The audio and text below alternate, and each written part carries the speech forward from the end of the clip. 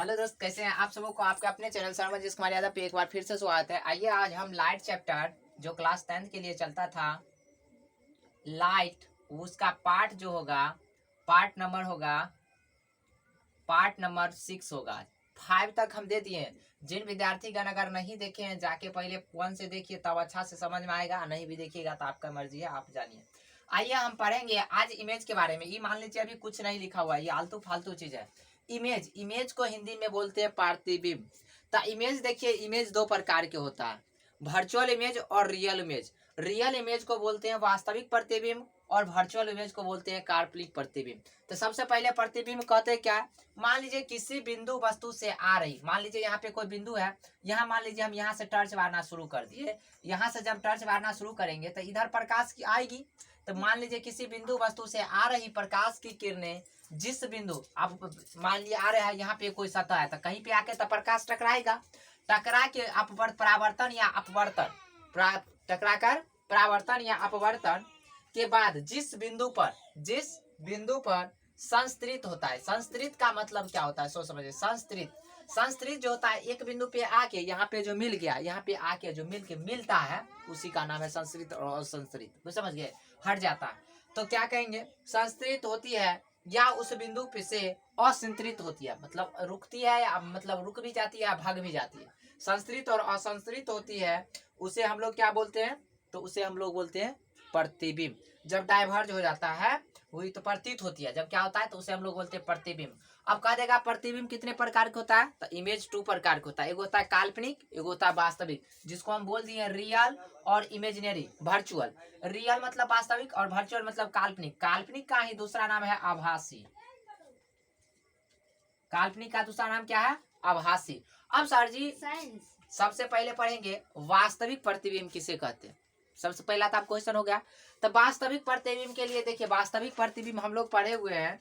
वास्तविक प्रतिबिंब का परिभाषा किस प्रकार दी जाएगी? सबसे पहले जब किसी, जिसको लिखना है लिख सकते हैं, जब किसी वस्तु से आ रही प्रकाश की किरणें, जब किसी वस्तु से आ रही प्रकाश की किरणें परावर्तन या अपवर्तन के बाद एक बिंदु पे, परावर्तन या अपवर्तन के बाद एक बिंदु पे संस्तृत हो जाती है। क्या हो जाती है? संस्तृत हो जाती है। तो वह बिंदु उस वस्तु का वास्तविक प्रतिबिंब करता है। अर्थात वास्तविक प्रतिबिंब वास्तविक कटान से बनता है। किससे बनता है? मान लीजिए यहाँ पे एक दर्पण है। क्या है? यहाँ पे एक दर्पण है। यहाँ ये दर्पण है। दर्पण के बारे में हम कल अध्ययन किए थे बढ़िया से। यह दर्पण है। बोर्ड थोड़ा इसके इंक फ्लॉप कर रहा है।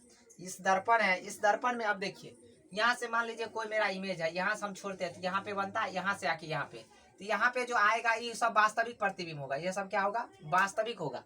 लेकिन काल्पनिक कब होता है समझिए। अब काल्पनिक कब होगा? तो काल्पनिक का परिभाषा भी दे सकते हैं इस प्रकार से।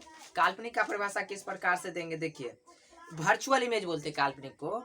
जब किसी पर बिंदु वस्तु से आ रही प्रकाश की किरणें परावर्तन या अपवर्तन के बाद एक बिंदु पर असंतृप्त हो जाता है। एक बिंदु पे आके क्या होता है? मिल जाती है। एक बिंदु पे असंतृप्त मतलब एक बिंदु, यहाँ पे कोई बिंदु है तो यहाँ पे आके प्रकाश की किरणें सब क्या होगा? मिल जाएगा। आज स्केच फ्लॉप कर रहा है। क्या हो जाएगा? मिल जाएगा। यहाँ पे आके मिल जाएगा। उसे क्या बोलेंगे? असंतृप्त। असंतृप्त बोलेंगे। अब देखिए सर जी, तो असंतृप्त जो होता है तो उसे बोलेंगे काल्पनिक इमेज। अब देखिए रियल इमेज, वास्तविक इमेज जो होता है, वास्तविक प्रतिबिंब वास्तविक कटान से बनता है और काल्पनिक प्रतिबिंब काल्पनिक कटान से बनता है। इनमें किन्हीं को प्रॉब्लम? अब सर जी हम सबसे VBI, यह मुख्य तो यह था 10वीं के लिए, मुख्य यह है, यह VBI है। क्या है? VBI। अब कह देगा वास्तविक प्रतिबिंब एवं काल्पनिक प्रतिबिंब में अंतर लिखें। तो सबसे पहला बात, वास्तविक प्रतिबिंब और काल्पनिक प्रतिबिंब के बारे में जान लिए। उतना अच्छा से तो नहीं जाने हैं, क्योंकि उतना अच्छा से जानने की जरूरत भी नहीं हमें, सिर्फ जानेंगे वास्तविक। देखिए कोई भी चीज होता है ना, वास्तविकता ज्यादातर गांव घर में उल्टा हो जाता है और काल्पनिकता सीधा होता है। देखिए काल्पनिकता क्या होता है? कोई भी अगर आदमी है, अगर सपनों में सपना रहता है तो बड़ा बड़ा चीज का ख्वाब देखता है, छोटा चीज का ख्वाब देखता है। कोई कहता है ये हरदम पॉजिटिव माइंड में ही सोचेगा, काल्पनिक माइंड में कभी नहीं सोचता नेगेटिव माइंड। कोई कहता है ये काश कोई जुतियाते रहता, कोई कहता है नहीं कहता। कोई कहता है काश आज हम मुकेश अंबानी रहते, कहते अमीर रहते, कहता है। ठीक उसी प्रकार कल्पना हमेशा क्या की जाती है? सीधा की जाती है, लेकिन वास्तविकता हमेशा उल्टी होती है, जो कि दर्पण में पढ़ेंगे, बढ़िया से मजा आएगा। अब देखिए वास्तविक प्रतिबिंब किसे कहते हैं? यह वास्तविक प्रतिबिंब वास्तविक कटान से बनता है। अंतर पूछेगा तो सबसे पहले लिखिएगा वास्तविक प्रतिबिंब एवं काल्पनिक प्रतिबिंब में निम्नलिखित अंतर है। हेडलाइनिंग ऐसे लिखिएगा, अभाव के कारण हम लिख पाए कुछ अभाव का।